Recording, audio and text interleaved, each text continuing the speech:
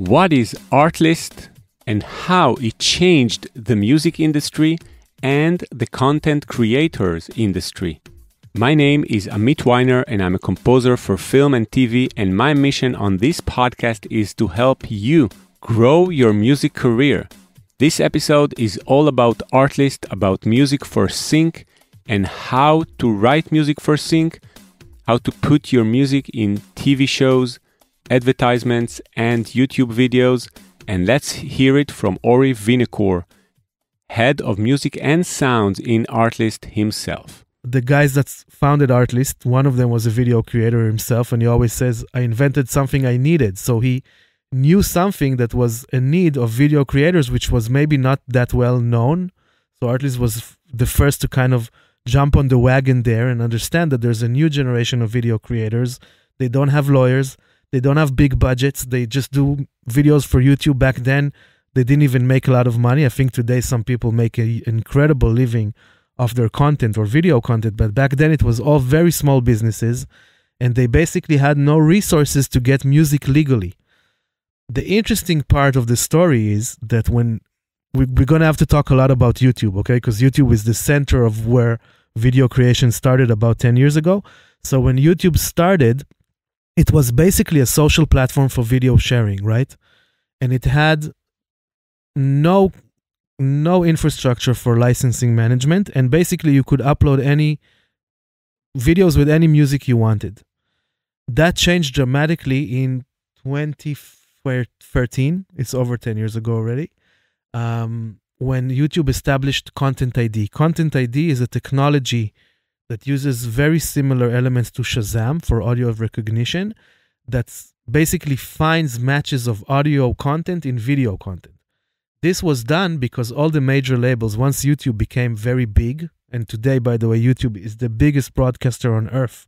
If you take all the big networks on earth combined, YouTube is bigger. So it's bigger than BBC, CNN, Fox News. Combine all of these together, more people watch YouTube. Basically, everybody watches YouTube. I think everybody knows that too, right? So at the beginning, YouTube was just a sharing platform, no advertising, no money involved. The minute they started adding advertising on top of videos, which I think we all know that we press a video and an advertisement jumps on our face, right? The minute that happened and they started monetizing on content, the major labels or the major copyright owners of music came to YouTube and said, hey, if you're making money with our music in the background, we need to get paid for the license.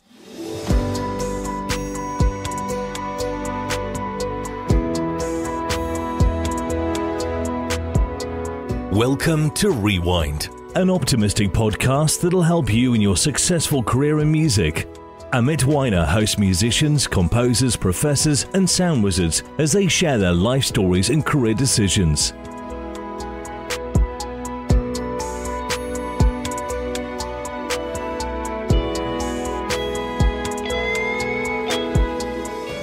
Stay tuned, it's gonna be epic. Hello to all the listeners and welcome to another episode of Rewind, the podcast that will help you grow your music career. Our guest today is Ori Winokur, head of music and sounds at Artlist. Ori, thank you so much for being here. Thank you for inviting me, Amit, and hello everybody. And thank you for inviting me to Artlist beautiful studios here in Tel Aviv. It's such a lovely place and it's such a wonderful experience to record here this episode. Thank you. You're super welcome. And yeah, this is our humble studio or in the facility where we produce and create all the music for Artlist. Wonderful. Our question this episode is, what is Artlist and how it changed the music industry and the world of content creators? But first, let me introduce you to all the listeners.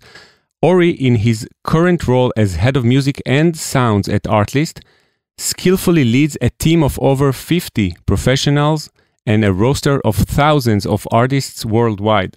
Wow. That's true. Wow. His responsibilities encompass the management of the company's audio catalogs and music operations, the development of music business initiatives, and the oversight of every music-related product feature.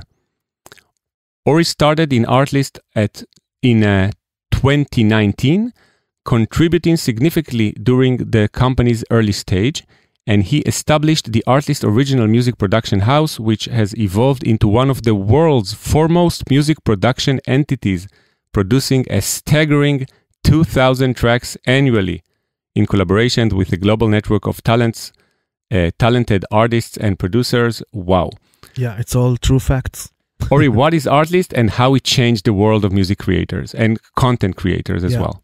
Well, that's of course a great question, and I'm happy to tell this story. So I'm fortunate enough, like you said, to be part of Artlist for the past 5 years, which is the most of the time that the company exists. I joined the company at a very early stage and kind of had the privilege of establishing a lot of the music operations, but also seeing how Artlist evolved into what it is and made a very big impact and revolution, you could say, almost in the content creator economy. But to tell the story from where it started, so Artlist was established about 7 years ago. I think went on air 6.5 years ago, if I'm not mistaken, and was basically the first platform to date back then to offer sync licensing under a subscription. So sync licensing for video was a very kind of old-schooled world, mostly. Like you would have to get a sync license for every use you wanted for video. And I think 7 years ago was the beginning of the emerging wave or generation of new content creators, which today, of course, is huge. I really remember like 5 years ago when we used to talk about it, it was a very small thing or like a niche almost. Today, I think creator economy is so well known as a big thing and a big industry and a very, very fast growing industry. But I think when Artlist started 7 years ago, it's the guys that founded Artlist. One of them was a video creator himself, and he always says, I invented something I needed. So he knew something that was a need of video creators, which was maybe not that well known. So Artlist was the first to kind of jump on the wagon there and understand that there's a new generation of video creators. They don't have lawyers. They don't have big budgets. They just do videos for YouTube. Back then, they didn't even make a lot of money. I think today some people make an incredible living off their content or video content. But back then, it was all very small businesses. And they basically had no resources to get music legally. The interesting part of the story is that when we're going to have to talk a lot about YouTube, okay? Because YouTube is the center of where video creation started about 10 years ago. So when YouTube started, it was basically a social platform for video sharing, right? And it had no infrastructure for licensing management. And basically you could upload any videos with any music you wanted. That changed dramatically in 2013. It's over 10 years ago already. When YouTube established Content ID. Content ID is a technology that uses very similar elements to Shazam for audio recognition that basically finds matches of audio content in video content. This was done because all the major labels, once YouTube became very big, and today, by the way, YouTube is the biggest broadcaster on earth. If you take all the big networks on earth combined, YouTube is bigger. So it's bigger than BBC, CNN, Fox News. Combine all of these together, more people watch YouTube. Basically, everybody watches YouTube. I think everybody knows that too, right? So at the beginning, YouTube was just a sharing platform, no advertising, no money involved. The minute they started adding advertising on top of videos, which I think we all know that we press a video and an advertisement jumps on our face, right? The minute that happened and they started monetizing on content, the major labels or the major copyright owners of music came to YouTube and said, hey, if you're making money with our music in the background, we need to get paid for the license. And since YouTube understood that the scale of videos is so enormous, and just to give you a ballpark of what's happening on YouTube, I think the current number is that 700 hours of video content is uploaded every minute to YouTube. 700 hours a minute. If I'm not mistaken, that's the number, or an hour. Sorry, 700 hours an hour. Okay. Either way, if you would want to watch what was uploaded to YouTube during one day, you would have to spend more than your lifetime. So that's what you should understand. The amount of video that goes live on YouTube every second and every day is incredible. And I think YouTube understood very early on they can't manage licensing like old school. How was licensing managed on TV and so on? You would produce a show for TV or a film, and you would have to get a license for using the music and then report it per use, but it was very slow pace. TV shows are not made 700 hours a minute, right? So, or aired in that capacity. So YouTube understood that they have to build a technological solution for this issue. That's when they invented Content ID. They spent a lot of money on it, a lot of development, and many years also in the making. And till today, it's the most advanced music licensing technology available to any platform that I know of. Nobody has anything similar to that extent. But what that created was what a lot of people know as YouTube claims or YouTube flags. Because the minute they established the operating system, when somebody used a Michael Jackson song on a video, he would get a flame or a flag or a claim. Sorry, not a flame. And sometimes even they would block the channel or stop you from the ability to upload your video. When that happened, that's the moment that there was a new need of millions of video creators to get a digital license for their content. And I think Artlist was right there in the right time. Ira, one of our co-founders and co-CEO, was exactly one of those video creators that kept getting stuck without a proper license for music. And he had this idea, why don't we build a Spotify for music licensing? Why shouldn't it be a catalog with a subscription, easy to pay, easy to use, one license?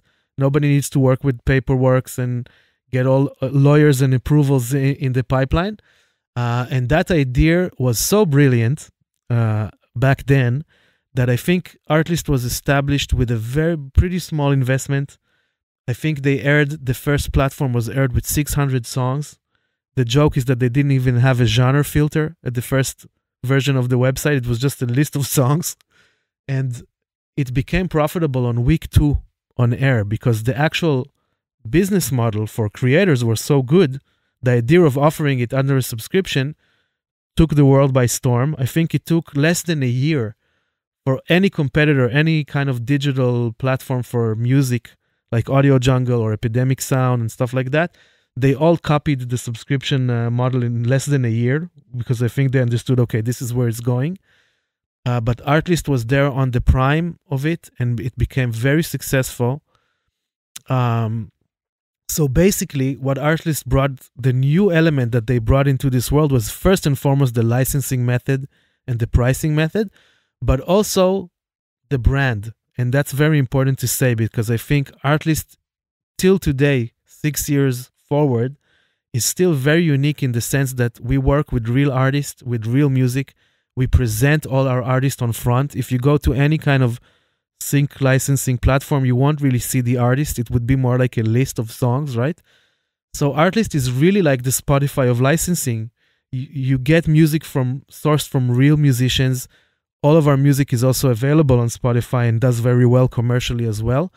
So it's the combination between a great business model for creators that was then, again, a rising new economy or group of people that really became a huge sector, of people creating content on a daily basis, and the combination of great high-end content for them to use.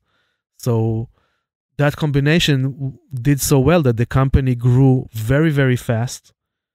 Artlist became a 500-employee company in 5 years. That's pretty remarkable, definitely. If you look at Israel, it's, I think, the fastest growing startup in Israel, if I'm not mistaken, regardless of the sector. Definitely in the music or art sector, for sure. And yeah, today we're serving millions of creators worldwide, which is incredible. And I was very fortunate to join early on and establish our original music arm at the beginning, which was at the beginning very small. I used to produce tracks with producers, local producers here in Israel. And like you said in your very kind intro, today it upscaled to 2,000 tracks a year. And it's actually one of the biggest production houses on earth, maybe the biggest one that I know of. I think very few companies have such a big operation to produce music. We release about 3 to 5 albums a day on Artlist. So that's like, no label does that. So it's really insane. And yeah, we're very fortunate. We work with people from all around the world. We have talent and we can talk about it if you want. The discovery mechanism that Artlist allows artists is so incredible that we have artists that build careers out of their work with Artlist and the exposure they get on our platform. Yeah, so how big is the catalog, if you can, from what you can share, how big is the catalog, how many songs and how many artists, and what is the difference between, you said Artlist original, you spoke about the original, what's the difference between the original and the other aspect of the catalog?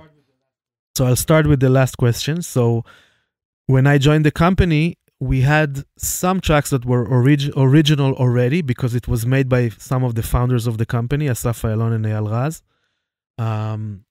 So we had some original content that was just owned by the founders, okay? But because we understood we have to scale up very quickly, again, because it became successful so quickly, we had to get a lot of music fast. And what a lot of catalogs do when they need to scale up fast is they open some sort of a pipeline to accept existing materials. So that's what we did, and we opened the pipeline that we call external A&R. We basically receive submissions from independent artists and musicians. We receive thousands of those a month. We accept a very small portion of it. And it's another topic to discuss. We're very highly curated, so we're very picky with what we choose. So the catalog today in total is 28,000 tracks. Just to give you a reference, Spotify today or streaming services upload around 100,000 tracks a day. So Artlist in 6-7 years, we have 28. So we're 1,000. So we're very, very picky. There's a reason to that. We can discuss it further. So we accept music externally made, pre-made, and again, we're very picky there. But from that aspect, when we receive a song, we pay royalties per download. So it's very, very similar to the way streaming is paid out, but it's sync licensing under a subscription. But again, very similar model. And when I joined, we established the original department, which produces original music for the catalog. Today, it's about 8,000 songs out of the 28. And the very cool thing there is we produce everything in-house. We built a label infrastructure to distribute all the music to Spotify and all the streaming services. We manage the copyrights on a global administration, which is great because it collects a lot of royalties for all the artists as well.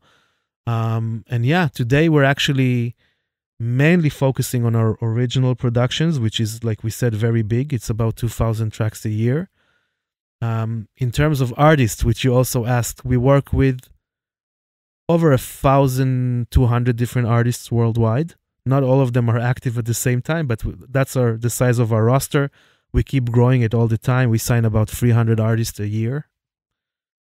So yeah, it's an upscaling worldwide operation. Amazing. So I'm sure most of the listeners or all of the listeners are musicians, and when they hear you speak about Artlist and its huge growth, they are asking themselves, how can I join? So first of all, can you answer the question, how, if a musician is now listening from the US, from Europe, from anywhere in the world, and he wants to join either the original department or the external?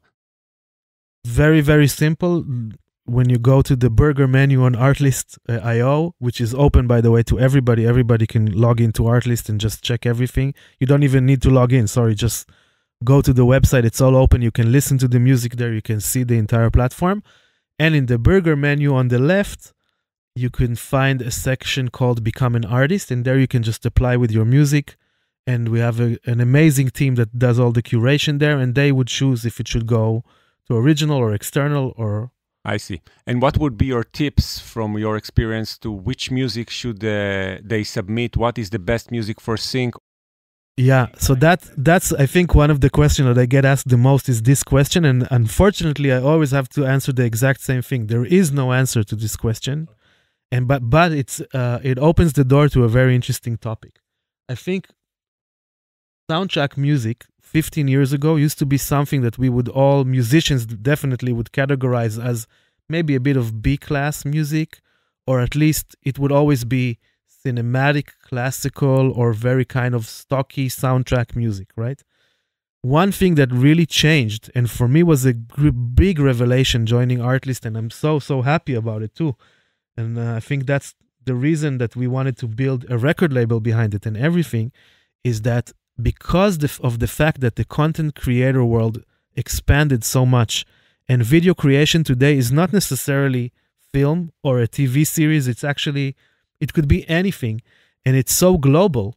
and people from all over the world and from all different kinds of backgrounds create video, they need different kinds of music.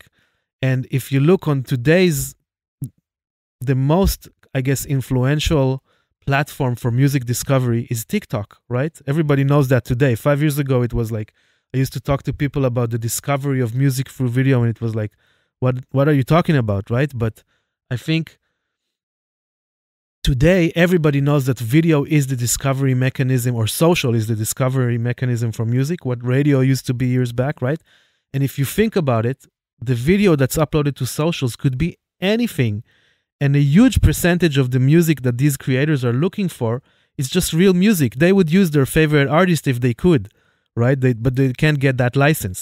So the answer to your question, there is no stylistic or genreistic answer to this question. We actually produce for originals, or in general, what we accept for Artlist catalog could go anywhere from classic ethnic Indian music to cutting edge trap, or to orchestral music, all the way down to heavy rock.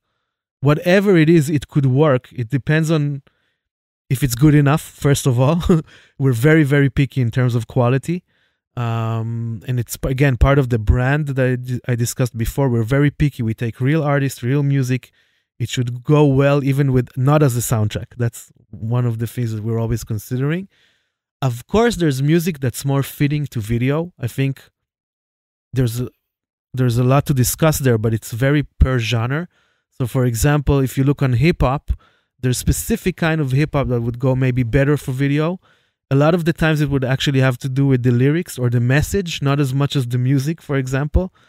But I think what you need to think about, if you're an artist that wants to apply, do I want to get my music out there on videos? That's all. And then you would know the answer, kind of, like what kind of video creator would use my music and why. That's the best kind of way of thought I can think of, or mindset I can think of, to tell young musicians that want to break through that path, and I think very similar, if you think about it, in the 60s, I'm sure musicians were thinking, I want to get played by that DJ on the radio, right? So it's the same thing. It's really similar. But is it usually or mostly instrumental music or vocal music, or both? Not necessarily. It's definitely both. I think today even we create more music with vocals than without. And again, think about it. A huge portion of videos today is shorts or stories or TikToks. Those would normally have a very strong lyric tagline, right? So lyrics that's exactly the revolution. Soundtrack music is not what it used to be. Yeah. It's not in the background necessarily too. Some videos have the soundtrack as the front track, right? And the video is even kind of this on the side of the actual song that leads the video. So it's I think the art form of video creation changed so dramatically and became so accessible to a whole new generation of people, a global span of throughout the globe. Everything goes. And again, I think any song we upload on Artlist has uses and people download it. Even if it's the most niche thing that you would never imagine it going into videos, it would. So it's really interesting. It's not what it used to be. And for us, what we do in general, maybe that's a good guideline too. When we produce music for original, I keep saying we make music for picture without seeing the picture. We're imagining where it could go. So if you imagine this song would go really well on TikTok stories, then you know what to do. Or you think, this would be great for a YouTube travel channel where you see a lot of nature and landscape footage. You know what to do. It's not a genreistic thing. It's more of how it's going to fit a video. I think it's a wonderful tip for any composer or producer that wants to go into the sync industry, just to imagine the picture, because you don't have the picture like in regular film scoring. Or you know what? You don't even have to imagine. You can go to YouTube, open a channel you like and mute it and compose right into what you see, which... and see how your music influenced and fits the images. And Ori, let's go back to the first question. So you described very detailed what is Artlist and what is your role in Artlist as head of music and sounds, right? So what is your role nowadays? So today I'm, like you said a little bit in your intro, I'm leading everything that has to do with music. When I joined, initially I was there to establish the original side of things. But after less than 2 years, I was promoted to head of music because, and I didn't say this and it's important, exactly when I was promoted to head of music was in parallel to when the company expanded into more catalogs. So everything at Artlist started from music, but we expanded to have sound effects, footage catalog, template catalog, and a plugin catalog for video creators. So today it's like a multiple catalog, multi-category, one-stop shop for video creators. So when that happened, of course, everything expanded. And the person that was head of music before me, Eyal Raz, one of the founders, he became CCO, like Chief Content Officer, in charge of all the content. And I was promoted to head of music. So since then, I'm basically the pinpoint person to anything that has to do with music. Of course, I oversee in detail the original production side, the artist signing side. We do a lot of work behind the scene in terms of curation and tagging of the music. So, of course, I'm also overseeing that side of things. I was very much involved in everything that has to do with rights management and the label services that we do. Today, it's already a very big team. It started actually with my own two hands, but now it's a very big team handling it. And as it evolves, things keep growing and changing. But I think, again, I'm the main person for music. So whether it's for everybody that works under the music teams, I'm their manager and their leader. And anybody that needs anything from parallel sides of the company. So if we're working on a new recommendation feature on the front side, I would be there to help advise on how to build it. And if there's a new, any new feature, any new business initiative, like you said, we're doing a lot of biz dev work today, kind of developing new partnerships in the music world. So I'm also very much active in that side of things. So interesting. So I want to ask you about a topic that usually comes up in all Facebook groups about film music and music for sync, the royalty-free issue. So could you describe, because I know Artlist is actually not really royalty-free catalog, right? It's not even that. Royalty-free is not really royalty-free. Okay, so could you describe what is royalty-free and what is your perspective and Artlist's perspective on royalty-free music? It's not even, I have to say, it doesn't have to do with Artlist. I think royalty-free music is probably the most confusing term ever to be used in the music industry. And I'll explain why. You got us curious right now. Yeah, I'm sure. It took me, actually, I'll be honest and say, I think it took me about 6 months when I started at Artlist to get it myself, because it's really hard to understand, but I think I can simplify it. The term, what you need to I think, first of all, kind of to organize in order to understand this. Yeah. When you want music for video, there's a few elements that you need to pay for or get a license, okay? First, you need to get a license, meaning you need the approval of the copyright owner of the music to sync the music to video. Why is it called sync? Because you sync the music into a new timeline. That's why the word sync is there. So the first element is sync licensing. I'm asking for the permission. Let's say Amit produced a great song. I'm producing a video. I want to use your music. I would come over and say, hey, Amit, I'm working on this film, this video. Can you allow me the use of your song? You would say yes, but I would need you to pay me a royalty for the sync. And this is very important. So in the old world, this was a negotiation, just like we just had the mock-up of. And you would say, I want $1,000 for this sync, for the placement, the actual placement of the music in the video. So the first element is sync licensing. And that's the process that actually Artlist wanted to simplify, because Exactly. you cannot do that on 700 hours a Of day. video, exactly. Yeah. Exactly. Okay. Now, the thing is this. It used to work in a sense that you would tell me, I'm working on this film, I'm going to air it in the US. So I would tell you, okay, I'll give you the sync licensing for your film in the US, and it would cost you $1,000. But if you're going to do anything else, like let's say you want to sell your film to Europe, you come back to me because it's a different sync placement.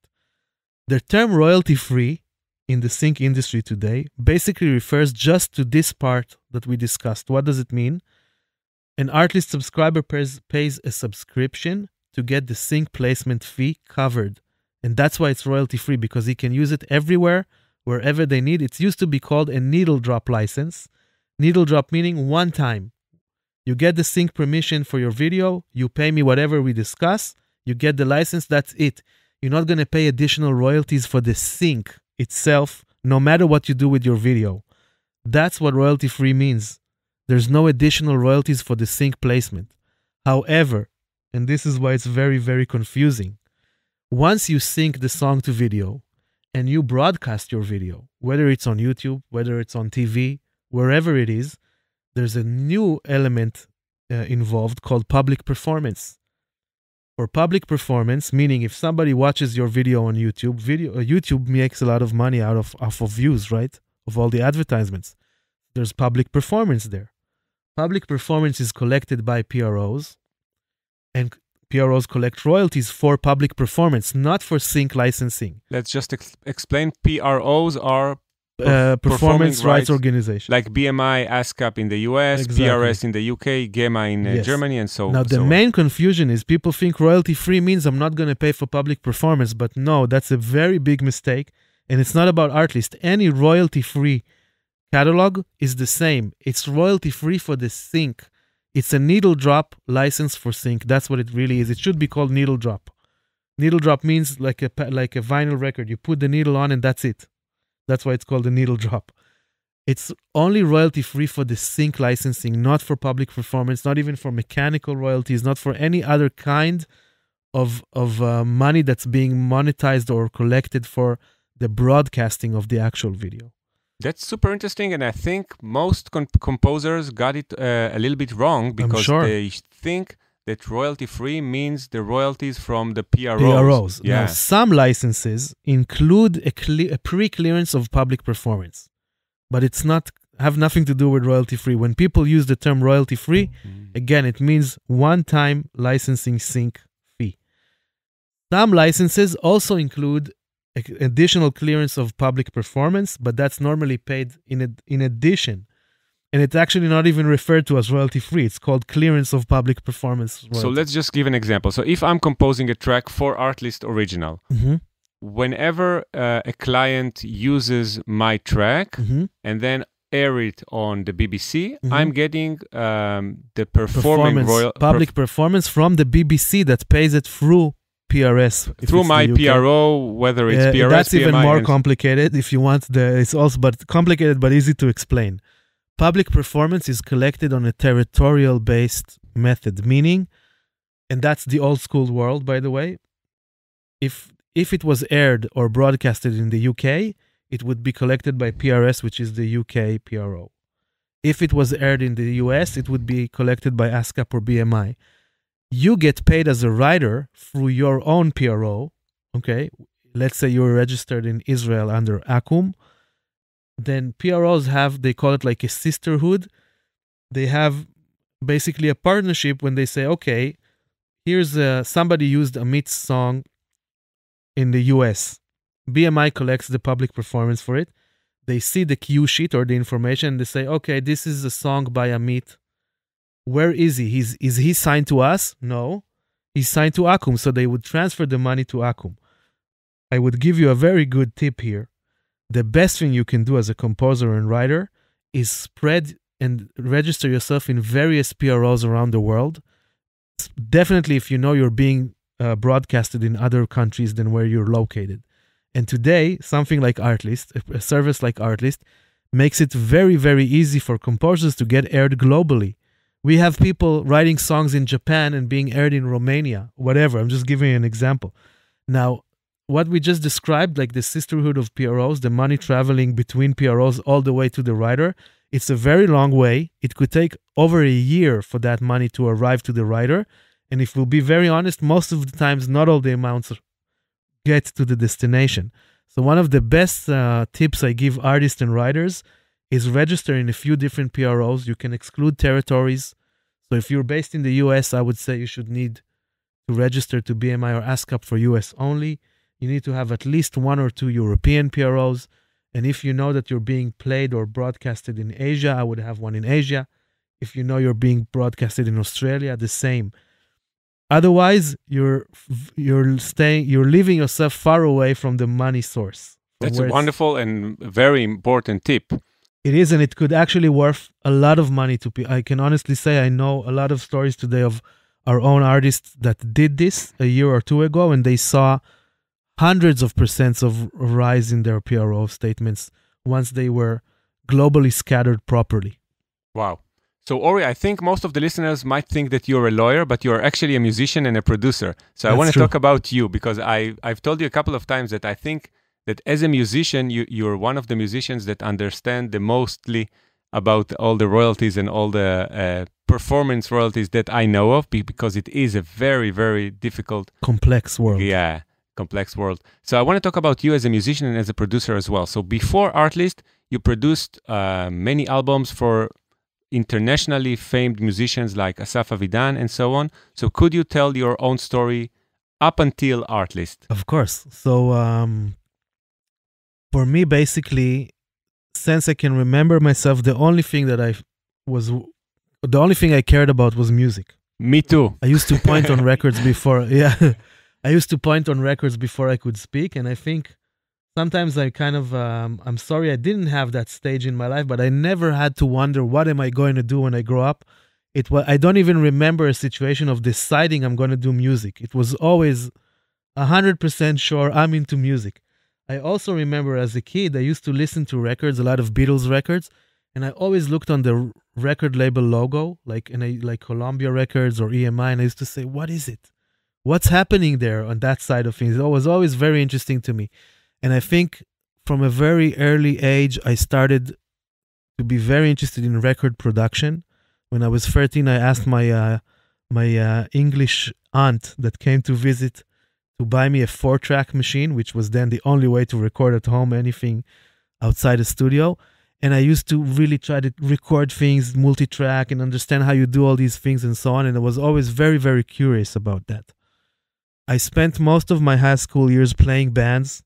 And I graduated in music with a music recital. So I composed music, I played music for many years.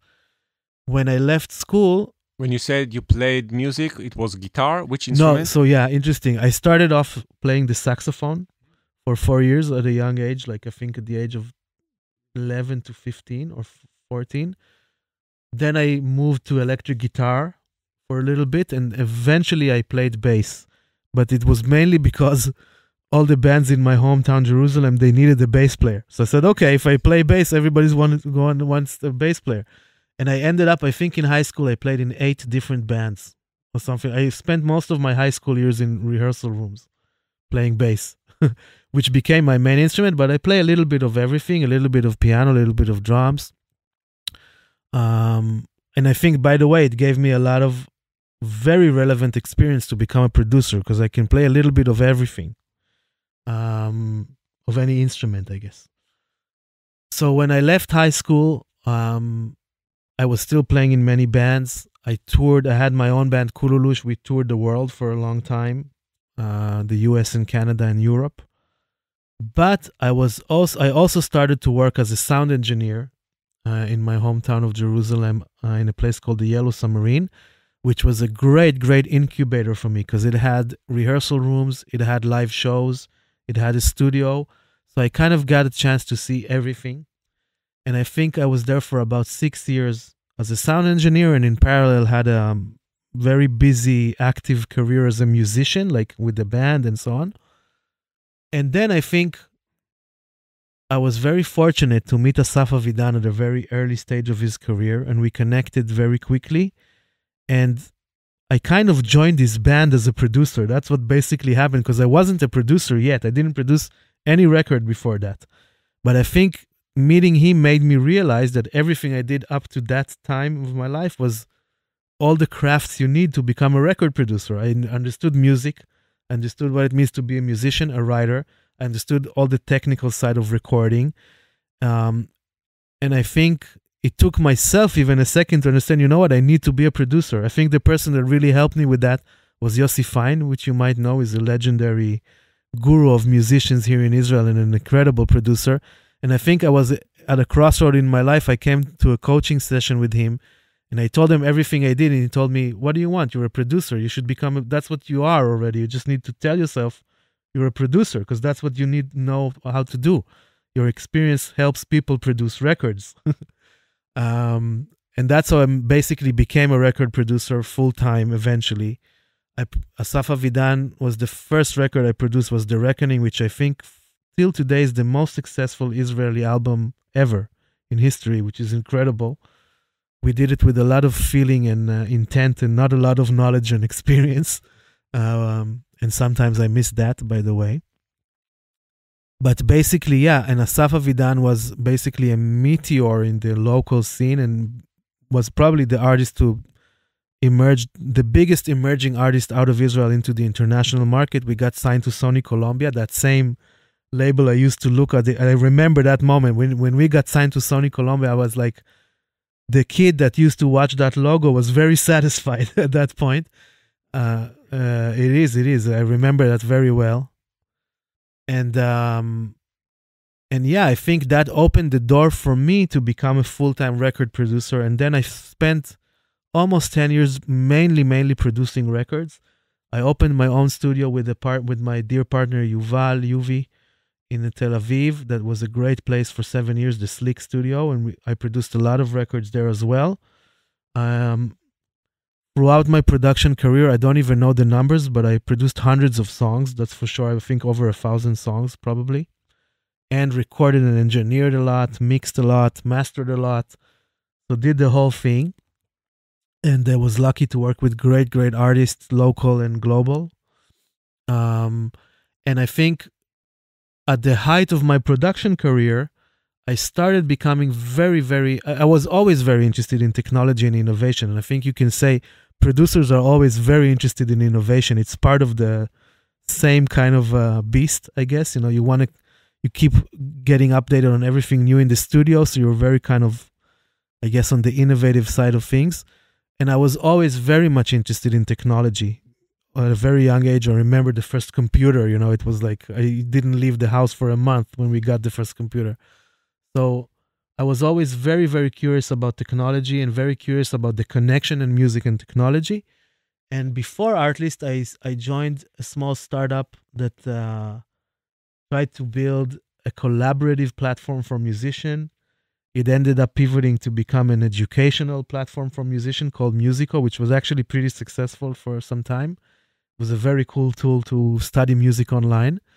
And I kept saying to myself, you know what, my next step is something with music and technology. Like, I did so many records, I don't want to say I got tired of the studio, but I think I needed a break, to be honest. I didn't even know how much I needed that break because I spent so many days and hours recording sessions down in the basement in the studio, you know, and I kind of wanted to move on a little bit.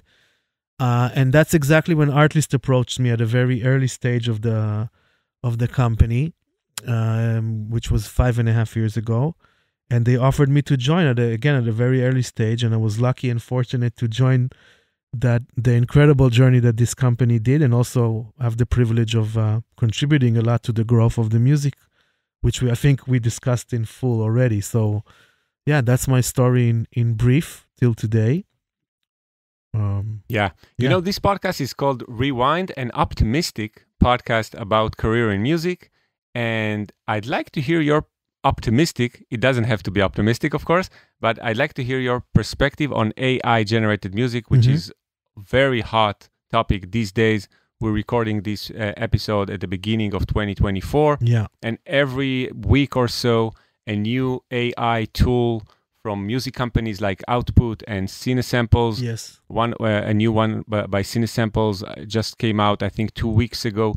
So what is your own vision of AI generated music, and how do you deal with the competition maybe? I mean, will it eliminate our jobs as creators and as musicians? What is your perspective on all that? Okay, so first of all, I would definitely need to separate it into two from what you said. AI in music is a very wide subject, but if we look mainly on kind of creation and generative audio, I would still divide it into two. There's a lot of stuff being done on the creative tool side, which is like Output releasing a generative sample tool.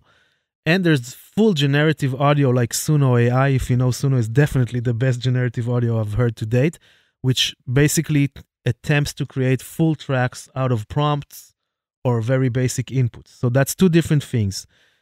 I would start with the first one. You're saying there are two different things because one is a tool for the composers and the other should replace the composers? That's Not the reason? should, but that's the risk of replacing composers is more on that side. Let's say a sample generator is not going to replace composers, it comes to help composers. So I think and that's an easier subject to discuss. I think AI is incredible when it comes to creative tools, because I think, of course, you could be very afraid of it and say, wait, I used to sit down and try to compose something for hours, and now I can write a sentence and it will do half of the work. So you could be afraid of that as a composer, or you could say, hey, wait, if I don't have to do all that hard work, what can I invest my time in? Probably something very creative, very interesting. So everything that has to do with creative tools, AI-based creative tools, in my opinion, is incredible. It's going to take creativity it's already taking creativity up to the next step. And I think if you look on the revolution of music recording and production methods, you see it all the time. This one is just maybe faster and bigger. But think about it, that when Pink Floyd made Dark Side of the Moon, they had to spend hours cutting tape. Now, of course, there's some sort of art that comes from that restriction, right? I'm guessing the track Money wouldn't sound the same if it was done on a computer editor. So, but every era has its own thing that brings creativity or the spark of creativity to the table. And you always have to work with some sort of restrictions. I think the main thing that's very different with the AI revolution, it feels almost restriction-less. Like you could do anything out of anything. But again, it's a matter of how you approach it. You can be very afraid of it and say, wow, it's going to kill creativity or kill the jobs of creative people. Or you could say, and that's where I am, you could say it's going to take creativity to the next level, because first of all, you can't stop progress. Progress always goes in one direction, which is forward. You said rewind is the name of the podcast, but the reality keeps going forward. So going forward, for me, it never makes sense to kind of romanticize on the past too much, so I think it's going forward. The question is, what good can you do with it? I think it's going to clear a lot of waste time when it comes to audio editing or even just creative block. Let's say you want to get into the studio and do something and you're totally blocked. You can prompt something and get a pack of samples, and here you go, you get started, So I think it's a matter of approach. If you approach it positively in the side of creative tools, it's just great. It's better tools. It's smarter. It could help you. I'm using ChatGPT constantly. It just helps me to do more, not less. I don't feel like it could ever replace me in anything I do. It just gives me a lot more power. Same with creative tools, I think, in general, whether it's composing helpers, mixing helpers, sample generators, whatever you name it. And there's a lot of stuff happening in that field. And I think that's all a blessing, just a blessing. I knew you were going to be optimistic about it. I had the feeling about it, and I actually agree with you. I mean, just like mastering tools like Ozone, that is an AI mastering tool that helps musicians and helps amateurs to do this stage of their productions, like the mastering stage, maybe just, play with it around and then send it to a professional mastering engineer, and maybe just this will be the final mastering. I think you can say there are less mastering engineers. For sure, since all these tools are here. And sometimes you get a kid out of school producing a track and mastering it, and it sounds incredible. And nobody could fight that. If it sounds incredible, it sounds incredible. And I think it's very similar, when the camera was invented, they said it's going to take painters out of their job, and it did. A little bit it did. But it left the very, very good painters around. And I think that's exactly what's happening with AI. And it created a new job, which is... photographers. And then you can say the same about Instagram. It killed a lot of photographers because everybody became a photographer. But first of all, you get a lot more people being able to express themselves through photography. And the real good photographers are still there. Now, this is very interesting because if we look on the other side of generative audio, which is full track generation like Suno or different models by Meta and so on, this is where I think people get scared, maybe more rightfully so, because what happens if I can just write a sentence, and it already happens, and get a full song made, which might have taken, in the past, could have taken months to produce, right? So there you can say, hey, it's going to replace everybody making songs. And I say, you know what? No, I think it's going to be a natural filter, which is very well needed. We said before, right? 100,000 songs are released to Spotify a day. Nobody listens to all that music either way, right? So I think the world, in many ways, the streaming world, and the accessibility of creative tools already before AI for music made it so easy for people to produce music that everybody releases music. A lot of people release music. And I think if it used to be in the 60s and 70s, the record labels were the filters, the A&R filters. In many ways, I think this new technology is going to become the next filter, just like the camera killed painters as a job, but left the top-end painters as artists. Same with music. So I think AI generative music would kill a lot of hobbyist or semi-amateur musicians, but it would never replace the top-end talent that would probably be using a lot of AI tools to create next-level music. So I think that's the optimistic view of it anyway. Of course, you can say it's going to change a sector of professionals. Yes, it's going to, for sure. I think you'll have to be a fool to say it won't. And if you look on history, it's exactly what every time it happens when there's a new technology revolution or an actual life-changing revolution, you would see certain professions drop. Makes sense. If there's going to be an automated car, there's not going to be a lot of taxi drivers anymore, right? So, but it would free up time. I always look on I'm trying to look on, Albert Einstein said there's no empty space. When you drink water out of a glass, it's not getting empty, it's getting filled with air. I don't know if most people don't know it, but that's what happens. So it's a matter of how you see things, right? I really like the optimistic side. Yeah, it's really optimistic, and it actually fits this podcast a lot. It's not looking at the half-empty glass, it's looking at both halves of the glass as full. Even the half-empty, I got confused. Even the half that is empty is actually not empty, it's full with air. It's full. There is no empty space. There is no empty space in physics. There's no such thing. The only empty space known to science is black holes. And we can't live in black holes. So there's no empty spaces. So I think AI is going to change things. It's going to empty. You can't see me, but I'm using the dashes.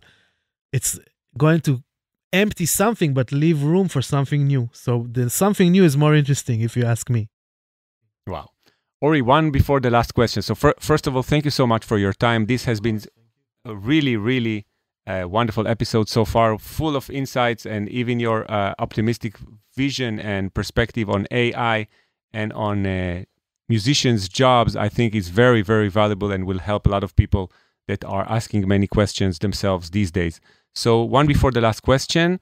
First of all, what would be your tips for emerging musicians these days? I mean, you've seen many musicians, thousands of musicians, I suppose, in many stages of their career. So what would you say to a musician nowadays that comes to you and asks you, what should I do with my music career at the first stages? Wow, it depends if the tips you're looking for are on a philosophical or practical level. But I think very important today is to be yourself. It's one thing I think is super important to say, even taking under account everything we discussed. There's going to be tools that can create a lot of the same. What's going to stand out is people with a real artistic identity, with a real statement, with a real say, something to say to the world. I think you need to be yourself, and you need to perfect yourself, being yourself, the craft of being yourself. Second, I think every artist today need to consider themselves as some sort of a startup in terms of mindset, because it's definitely, at least until you get somewhere, definitely an independent world for at least your first few years in the business. And I think the better you manage yourself, the better you'll be also when you get managers and labels signing you. And I do meet some super talented new generation musicians which are acting like that, like really managing themselves as if they were a business or a startup they need to evolve or develop. And you see what happens with these people. It's different than the more, I'm just an artist, I'm going to sing songs.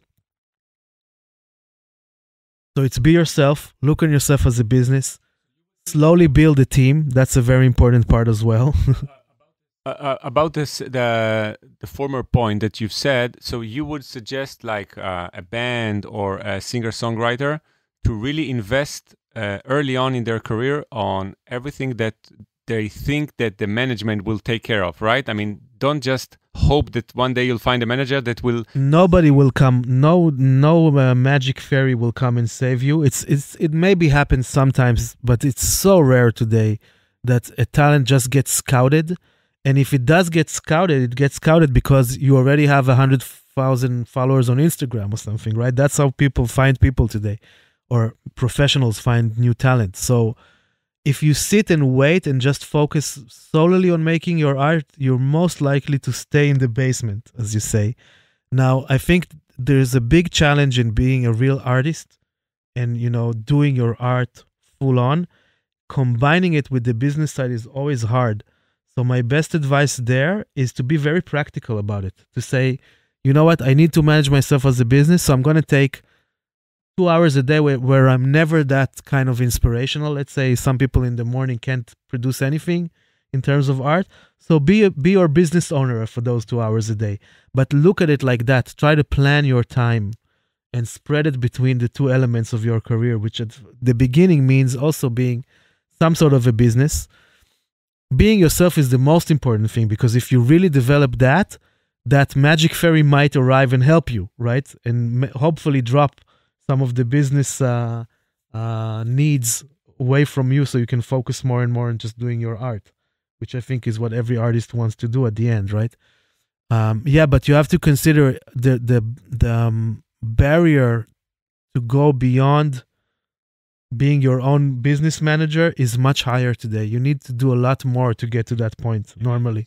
And as you've just said, it's getting higher and higher with AI generated music, because there is a lot of simple and generative music that is not unique. And again, but also in this sense, by the way, there's a lot of great tools for creativity with AI, and also a lot of great management tools with AI. So using ChatGPT features, you can do a lot more work to manage your business much easier, for example, or faster for sure. So yeah, and I think that's one of my next tip, and definitely relevant for this new age. Be very open to innovation and new tools. Very open. Adopt it fast. There's a great saying that AI won't replace people. It will replace people that don't know how to use AI. So I think that's a great tip as well. Because you need to be very much on top of these things to kind of stay in the game. And I do think it's going to go very fast. Things are going to move faster than we knew. It's going to be harder to catch up. So always try to be on top of innovations. I think it is important to start building a team around you, or people that you can work with, both on the creative and the business side of things. It's definitely something to aspire to.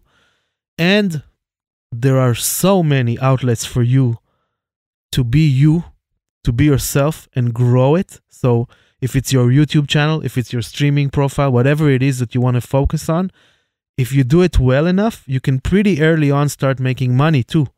So, and once you do that, you everything starts to work. You have more time to do your art. You don't have to take a day job. You can maybe take somebody to help you with your administration side of things. So yeah, be yourself and find the right channels out to the world is my best advice. Wow, wonderful ending to this episode. But one last question. I think I've asked you that a year ago. So what are your personal goals for 5 years from now? Maybe they've changed from the last time that I've asked you that. Last time you asked me, I was confused. We did another podcast and I was exactly in a confused. So what is your vision to yourself in Artlist and for yourself as a musician, producer, and manager in 5 years from now? Great question. So I think today I have a more clear point of view.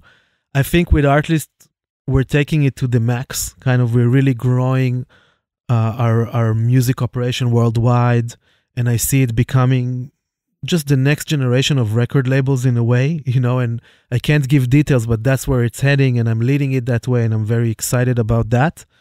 And I think Artlist would become a major player in the music industry, and that's where I see that happening. And on my more personal level, I see myself already expanding into more and more things. I think there's a lot of revolutions to be made in the music industry, which I can take a part of, and I'm happy to say I'm already taking a small part of, and I want to keep doing that. I think there's so much to do, and taking under account everything we discussed, there's going to be so many new opportunities for musicians. I want to be there to help open those doors. I know that I have a very unique position because I'm for years standing on the intersection between music, business, and technology. And I want to be there to help the traffic move towards artists and to help them succeed. Wonderful ending for this episode. Ori Winokur, Head of Music and Sounds at Artlist.io. Thank you so much for your time. Thank you for listening. Thank you for all the tips that you've shared and all the information, both about Artlist, about yourself, and also many, many valuable tips for musicians. I think this episode, every musician should hear and think where he is right now and where he wants to be and how all these things can influence him as well. So thank you so much. Thank you. And to all the listeners, thank you so much for your time and for tuning in. If you want to support the podcast, please rate it on Spotify or Apple Podcast. You can also leave a review on Apple Podcast or comment on the episode on Spotify. And feel free to ask any questions you can reach me on Instagram, LinkedIn, Facebook, and so on, and ask any question that you might have. I will see you in the next episode with another awesome guest. Stay tuned and thank you. Bye-bye.